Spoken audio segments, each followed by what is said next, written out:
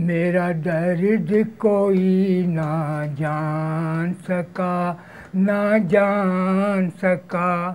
زندگی کی کہانی سنانے والا مرزا ابرار اکیلے ہی غم کے گیت نہیں گاتا، بلکہ تنہائی کا زہر یہ تمام افراد گھونٹ گھونٹ پینے پر مجبور ہیں کہ اولاد نے بڑھاپے کے جرم کی پاداش میں اولڈ ہاؤس کو ان کا نصیب ٹھہرا دیا ہے۔ اپنوں کے پیار اور توجہ کو ترسا مرزا ابرار اس اولڈ ہاؤس میں رہتے رہتے اپنے حواس کھو چکا ہے۔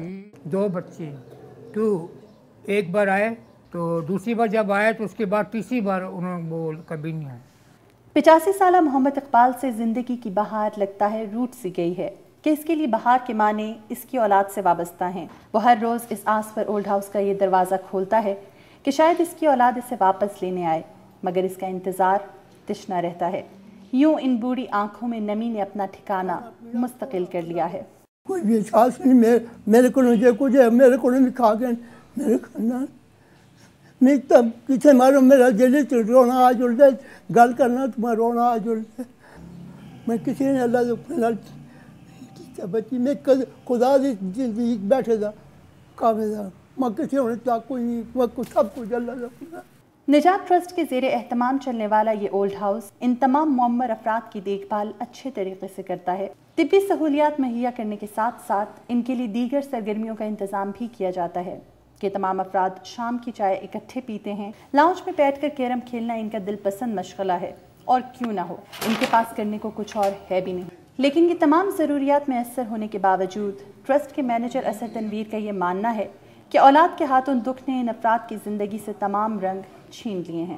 ایک بزرگ تھے ہمارے پاس، تو ان سے میں نے پوچھا کہ آپ ہمارے پاس ہوم میں کیوں آنا چاہتے ہیں؟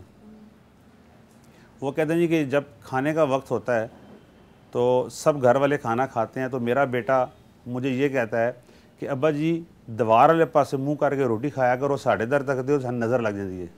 اولڈ ہاؤس کی اصطلاح ہمارے معاشرے میں جدید ہونے کے ساتھ ساتھ دردناک بھی ہے۔ اس اولڈ ہاؤس میں رہنے والے سبھی مکینوں کی داستان الگ الگ ہونے کے باوجود ایک سی ہے۔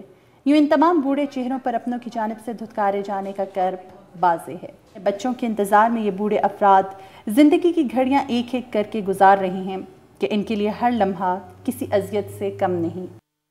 اللہ تعالیٰ قرآن پاک میں ارشاد فرماتا ہے وَبِالْوَالِدِينَ احسانًا۔ اپنے والدین کو کسی اولڈ ہاؤس میں داخل کراتے وقت اولاد کو یہ بات ذہن میں رکھنی چاہیے کہ جب وہ اپنے بڑھاپے کی دہلیز پر دستک دے رہے ہوں گے تو ان کی اولاد انہیں کسی اولڈ ہاؤس کی زینت بناتے ہوئے کسی قسم کی ہچکچاہٹ کا شکار نہیں ہوگی، بلکہ مکافات عمل کا یہ سلسلہ اس دنیا کے ساتھ ساتھ آخرت میں بھی جاری رہے گا، کیونکہ انسان جو بوتا ہے وہی پاتا ہے۔ مدیحہ انور، ایکسپریس نیوز، راولپنڈی۔